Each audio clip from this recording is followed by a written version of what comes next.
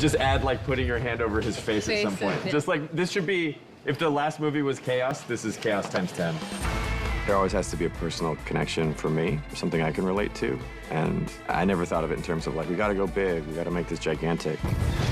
To me, it was just reminding myself of what it felt like to be about to graduate high school. John has an essential, like, Peter Parker-ness. John Watts is everything. This is his vision, his movie. He has complete command. You can see his progression from Homecoming to now, in that he really is on his game right now. Bravo!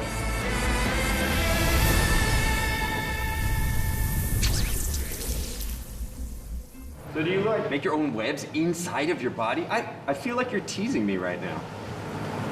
Yeah, he's not teasing you. It's just that, you know, he can't do that, so. I was just trying to not get fired on the first one. It was a private conversation. I don't like joking about this. It was hard for me to talk to you about. But they were high school movies to me.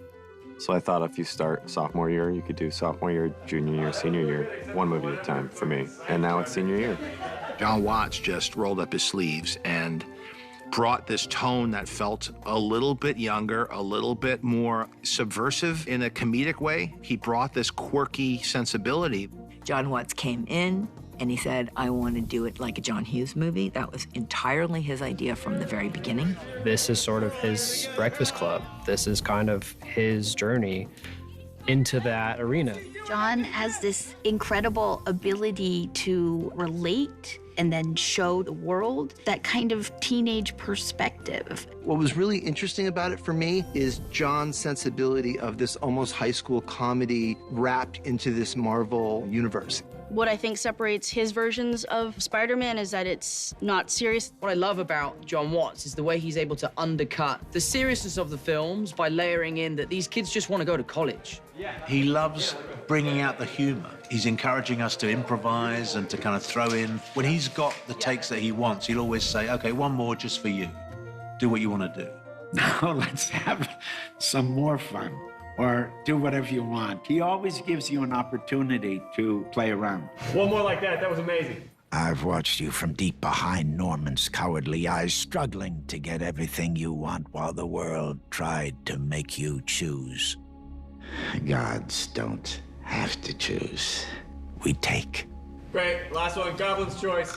And so he's always letting us improv a few takes on different lines and finding the scene so that we could breathe some humanity and life into those moments. Have you been listening this whole time? Hi, Happy. You have been listening ever since you stepped on my hose. I didn't. Maybe it's broken.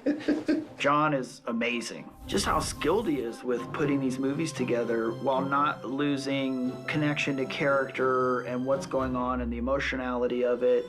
He really handles that so deftly. I really enjoyed that, and making things funny, no matter what it is, which is a lot of fun. Ready? All right, what do you think?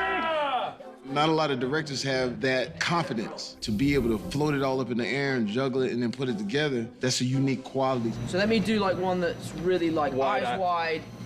Yeah, just from the top. Okay, let's try that. John's really good because he's tough, he's clear, he has vision. He's a real filmmaker, but he's also loose. And the other thing, which is really important, I think, is that he takes the work very seriously, but himself not at all. I feel like if that's like any indication of what he is like as a director, he's just very smart and like he knows what he wants. Not a pushover. Not afraid to say, that doesn't work. No, nah, don't do that. I want to do this because he has it in his head. And I think that there's been many times where I've shot something and I'm like, this looks amazing. And John's like, yep, it does, but just do it again and take a beat because I'm just gonna add a line in there for Tom to say something. He's not afraid of going deep when it's deep. He's not afraid of going crazy and weird and offbeat humor when that's called for. And he's able to like keep a light, fun set while having all the responsibility. It's just so cool. He knows what he can and cannot do and what he should and should not do on these sets, and what's accomplishable and what's not. So he really has grown. Yeah, that's pretty great. I'm happy. Let's do one more for shits and giggles. Let's do it. The reason why I think John's so collaborative is he takes the kind of old school Disney approach of, you know, best idea wins. He's always open to anyone, whether it's a person working at craft service or if it's a PA. The first day I walked in to a story room, new to the Spider-Man franchise with MCU, I'm just gonna be a fly on the wall. He turns to me and he says, "What do you want to see in this movie?" And as good as John is at the big stuff and as good as he is at the action, and he's great, he's really an actor's director too. Working with John has been great. He's always just been open to suggestions and just open to conversations. And sometimes they happen the night before, the weeks before, right before we start filming, or, you know, second the day starts. I like to come on set now because even days that I'm not needed here, I come on set to watch because I love learning and sitting behind John, and hopefully one day I'll be able to direct something. So, I mean, no better place to learn than right behind our very incredible director who loves to answer my questions. He's never above just putting himself out there, being with the actors as they're trying to figure it out. On set, we collaborate. He gives me line readings that are so good. And then at the end, I think it looked like it's like, so who's coming with me? So who's coming with me? Yeah.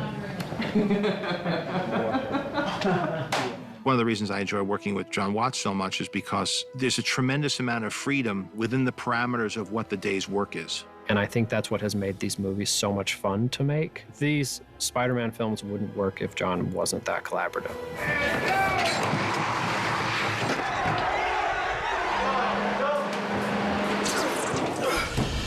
On the first movie, he was nervous, and now he's just like this baller director.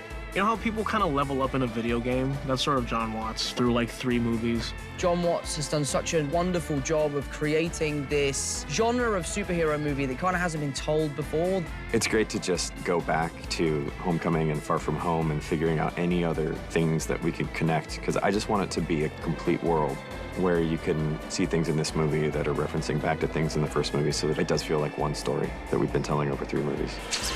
It's really nice to have a level of that, like, positive reinforcement of like, oh, you didn't completely f it up, you know, screw it up. Sorry.